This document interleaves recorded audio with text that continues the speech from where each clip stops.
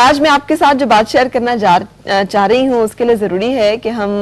قرآن حکیم کی دو آیہ مبارکہ میں آپ کے سامنے کوٹ کروں. سورہ بقرہ میں آیہ مبارکہ 23 میں ارشاد ہے، ہم نے جو کچھ اپنے بندے پر اتارا اگر اس میں تمہیں کوئی شک ہے تو اس جیسی ایک صورت تو بنا لو، تو اور تمہیں اختیار ہے کہ اللہ تعالیٰ کے سوا اپنے تمام مددگاروں کو بھی بلا لو. اور اس سے بالکل آگے آیہ مبارکہ 24 میں ارشاد ہوتا ہے وَإِن لَمْ تَفْعَلُوا وَلَن تَفْعَلُوا فَاتَّقُوا النَّارَ الَّتِي وَقُودُهَا النَّاسُ وَالْحِجَارَةُ اُعِدَّتْ لِلْكَافِرِينَ. پس اگر تم نے نہ کیا اور تم ہرگز نہیں کر سکتے تو اسے سچا مان کر اس آگ سے بچو جس کا ایندھن آدمی اور پتھر ہے اور جو کافروں کے لیے تیار کی گئی ہے. ان دونوں آیہ مبارکہ کو ذہن میں رکھیے گا. جو میں آپ سے شیئر کرنا چاہ رہی ہوں وہ ایک ریسرچ ہے. ڈاکٹر طارق سویڈان نے پچھلے دنوں یہ ریسرچ کی اور ان کے نالج میں آیا کہ قرآن حکیم میں جو الفاظ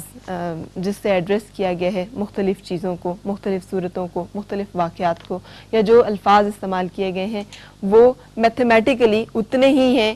جتنے کے کنٹراسٹ میں ہے. سمجھ میں یعنی میں اپنی بات سمجھانے کی کوشش کرتی ہوں. اگر ایک لفظ کا استعمال کیا گیا ہے تو اس کا متضاد جو لفظ ہے وہ بھی اتنی ہی دفعہ استعمال ہوا ہے جتنی دفعہ پہلا. جیسے مرد لفظ کا استعمال قرآن حکیم میں 24 مرتبہ کیا گیا اور 24 مرتبہ ہی عورت لفظ کا استعمال کیا گیا. نہ صرف گرامیٹیکلی بلکہ میتھمیٹیکلی بھی بہت زیادہ ریشو آپس میں پایا جاتا ہے. اسی طرح یہ کچھ الفاظ ہیں، آپ دیکھیے گا. دنیا 115 مرتبہ آیا، آخرت 115 مرتبہ، ملائکہ 88 مرتبہ، شیطان 88 مرتبہ، زندگی 145 مرتبہ، موت 145 مرتبہ، فائدہ 50 دفعہ، نقصان 50 دفعہ، لوگ یعنی پیغمبر میسنجرز 50 دفعہ اور میسنجر سے گائیڈنس لینے والے لوگ 50 دفعہ، ابلیس 11 دفعہ اور ابلیس سے ٹو سیک ریفیوز فرام ابلیس وہ بھی 11 دفعہ، مصیبہ 75 دفعہ اور شکریہ تشکر 75 دفعہ، صدقہ 73 دفعہ اور اس کے جواب میں سیٹسفیکشن 73 دفعہ، گمراہ لوگ 17 دفعہ، مردہ لوگ 17 دفعہ، مسلمین 41 دفعہ، جہاد 41 دفعہ، سونا 8 دفعہ، لفظ سونا 8 دفعہ، آسان زندگی 8 دفعہ، جادو 60 دفعہ، فتنہ 60 دفعہ، زکوٰۃ کا لفظ 32 دفعہ، برکت کا لفظ 32 دفعہ، دماغ 49 دفعہ اور نور 49 دفعہ، زبان کا لفظ 25 دفعہ، غلام آزاد کا لفظ 25 دفعہ، غلام کا لفظ 25 دفعہ، ڈیزائر جو ہمارے اندر ایک پیدا ہوتی ہے 8 دفعہ، خوف کا لفظ 8 دفعہ، مشکل کا لفظ 114 دفعہ، برداشت 114 دفعہ، محمد کا لفظ 4 دفعہ، شریعہ کا لفظ 4 دفعہ، آدمی کا لفظ 24 دفعہ، عورت کا لفظ 24 دفعہ. یہ وہ ریسرچ ہے جو کہ انہوں نے پبلش کی ہے ریسنٹلی. میرے علم میں آئی تو میں نے چاہا کہ رمضان المبارک میں آپ کے ساتھ بھی ضرور شیئر کروں. حیرت انگیز طور پر یہ بھی دیکھیے کہ یہ الفاظ کتنی دفعہ قرآن حکیم میں آ رہے ہیں. صلاۃ یعنی نماز 5 دفعہ، جبکہ یہ یاد رہے کہ نماز کی جو فرضیت ہے وہ شب معراج میں آ کر 5 دفعہ یہ واضح ہو رہا ہے کہ 5 دفعہ نماز پڑھی جائے گی. ماہ یعنی منتھ 12 دفعہ، دن کا ذکر 365 دفعہ ہوا، سمندر کا ذکر 32 دفعہ ہوا اور زمین کا ذکر 13 دفعہ ہوا. انہوں نے ایک اور کیلکولیشن کی جو بڑی ہی حیرت انگیز ہے، اور وہ یہ ہے کہ اگر آپ زمین کا ٹوٹل ایریا نکالنا چاہیں جو کہ خشکی اور سمندر کو ملا کر ہے، تو قرآن حکیم نے جتنی تعداد میں سمندر کا لفظ استعمال کیا وہ ہے 32 دفعہ اور جتنی دفعہ زمین کا لفظ استعمال کیا وہ ہے 13 دفعہ. دونوں کو ملا کر بنتا ہے 45. اور اگر آپ ریشو نکالنا چاہیں تو میتھس کا بڑا سیدھا سادہ سا اصول ہے کہ اگر آپ سمندر کا ریشو نکالنا چاہتے ہیں پوری زمین پر تو وہ بنتا ہے 32 ڈیوائیڈڈ بائی 45، یعنی 45 ہے ٹوٹل سمندر اور خشکی جتنا بن رہا ہے. 32 ڈیوائیڈڈ بائی 45 ملٹی پلائڈ بائی 100 تو ریشو نکلتی ہے 71.111. اسی طرح اگر زمین کا خشکی کا آپ ریشو نکالنا چاہیں تو قرآن حکیم نے خشکی زمین کا جو لفظ استعمال کیا ہے وہ 13 مرتبہ، اور 13 ڈیوائیڈڈ بائی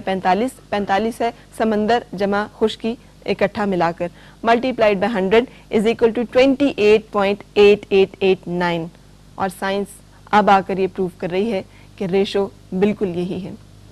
کیا آپ کے خیال میں یہ اتفاق ہے؟ اور کیا آپ کے خیال میں اللہ تعالیٰ نے آج سے 1400 سال پہلے جو 2 آیہ مبارکہ میں نے سب سے پہلے کوٹ کی جس میں کھلم کھلا یہ چیلنج کیا تھا کہ اگر تم لا سکتے ہو تو اس جیسی کوئی ایک صورت تو بنا لاؤ، کیا آپ کے خیال میں یہ صرف حسن اتفاق ہے کہ 1400 سال گزرنے کے باوجود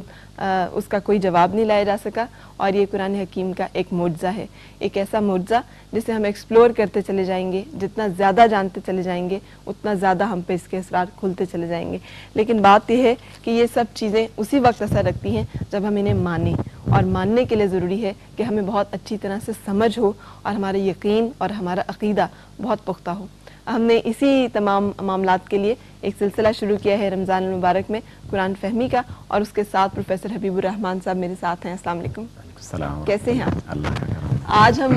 کس موضوع کو زیر بحث لا رہے ہیں؟ آج جس موضوع سے آپ نے آغاز کیا ہے اسی کو موضوع بحث بناتے ہیں۔ قرآن حکیم ہی ہمارا موضوع، اور رمضان کے حوالے سے سب سے خوبصورت بات اسی قرآن کے حوالے سے ہوتی ہے، اور جو آپ نے قرآن مجید کی 2 آیتیں تلاوت کی اور اس کا حوالہ دیا، یہی قرآن حکیم کا سب سے پہلا حق بھی بنتا ہے کہ جب ہم قرآن کے بارے میں کچھ سنتے ہیں یا اس کے بارے میں کچھ کہتے ہیں یا اس کے بارے میں کچھ پڑھتے ہیں، تو ایک بندہ مومن جب تک قرآن کے بارے میں یہ تصور نہیں رکھتا کہ واقعی یہ اللہ کی کتاب ہے، اس وقت تک دوسرا قدم وہ اٹھا ہی نہیں سکتا۔ بے شک، اور آپ دیکھیے یہ جو فیکٹس اینڈ فگرز میں نے پڑھے ہیں، یہ ان تمام لوگوں کے لیے جو آج تک سوال کرتے آئے ہیں، میرا خیال ہے بہت زیادہ لمحہ فکریہ ہے کہ نہ صرف گرامیٹیکلی بلکہ میتھمیٹیکلی ہر چیز جو ہے وہ پروف ہو رہی ہے، بالکل ہر اعتبار سے پروف کر رہی ہے۔ بالکل اسی اعتبار سے ہم یہ کہتے ہیں کہ سابقہ جتنے بھی انبیاء تھے ان کا معجزہ ایک خاص وقت کے لیے آیا، وقت گزرا تو معجزہ جو ہے وہ بھی ختم ہو گیا، لیکن نبی پاک صلی اللہ علیہ وسلم چونکہ قیامت تک کے لیے نبی ہیں اور آخری نبی ہیں، خاتم النبیین ہیں، ان کے بعد سلسلہ نبوت کا ختم بھی ہونا ہے، اس لیے آپ کو وہ کتاب بھی عطا کی گئی کہ جس کے معجزات بھی ختم نہ ہونے والے ہیں، اور ایک ایسا زندہ معجزہ جو نہ کبھی ختم ہوا اور نہ آئندہ کبھی ختم ہو سکتا ہے۔ اس لیے اس قرآن حکیم کا سب سے پہلا حق بھی یہی بنتا ہے کہ اس کتاب کو واقعی اللہ کی کتاب تسلیم کیا جائے۔ اور دنیا بھر کی جتنی بھی کتابیں آپ پڑھ کے دیکھ لیجئے، چاہے وہ فلسفیوں نے لکھی ہوں یا ادیبوں نے، آج تک کوئی بڑے سے بڑا آدمی اس بات کی جرات نہیں کر سکا کہ وہ اپنی کتاب کے سر ورق پر یہ لکھ سکے کہ اس کتاب کے اندر جتنی بھی معلومات ہیں وہ سب کے سب برحق ہیں، سچی ہیں اور ثابت شدہ ہیں، اور اس میں کسی بات کو آپ نگیٹ نہیں کر سکتے، اس کا کوئی متبادل نہیں لے کے آ سکتے۔ صرف یہی ایک کتاب ہے جس کے آغاز ہی میں اللہ رب العزت نے یہ بات ارشاد فرما دی کہ ذالک الکتاب لا ریب فیہ، کہ یہ وہ کتاب ہے جس میں کوئی شک نہیں ہے، نہ اس کی تعلیمات میں کوئی خامی ہے، نہ اس کے الفاظ میں کوئی کمی بیشی ہو سکتی ہے، اور نہ اس کے لانے والے میں کسی قسم کی کمی یا خرابی کو تلاش کیا جا سکتا ہے۔ نبی اکرم صلی اللہ علیہ وسلم کی ذات گرامی نے جس انداز میں اس کتاب کو جبریل امین سے سنا، اسی انداز سے انسانوں تک پہنچا دیا، اور اسی وجہ سے آپ دیکھتے ہیں کہ قرآن مجید جب نازل ہوتا ہے تو نازل ہونے کی ترتیب بالکل مختلف نظر آتی ہے، اور جو ہم اس وقت تلاوت کرتے ہیں اس کی ترتیب بالکل مختلف ہے۔ اور یہ نازل ہونے کا انداز جو تھا یہ نبی اکرم صلی اللہ علیہ وسلم پر جب ہوا تو وہ لوگوں کی ہدایت کے لیے جیسے جیسے حالات اور جیسے جیسے زمانے بدلتے چلے گئے تو اللہ کے رسول پر اسی طرح کی مناسبت سے آیتیں نازل ہونی شروع ہو گئیں۔ اس لیے سب سے پہلی آیات جو ہیں وہ اقرأ بسم ربک الذی خلق کی صورت میں آتی ہیں، اور پھر اس کے بعد یہ آیات کا نزول شروع ہو جاتا ہے۔ اس لیے قرآن حکیم کے بارے میں جب بھی ہم بات کریں یا اس کے بارے میں سوچیں تو اپنے ایمان کو اور اپنے یقین کو اس انداز میں پختہ کرنا کہ اگر یہی سب سے اچھی کتاب ہے اور یہی سب سے سچی کتاب ہے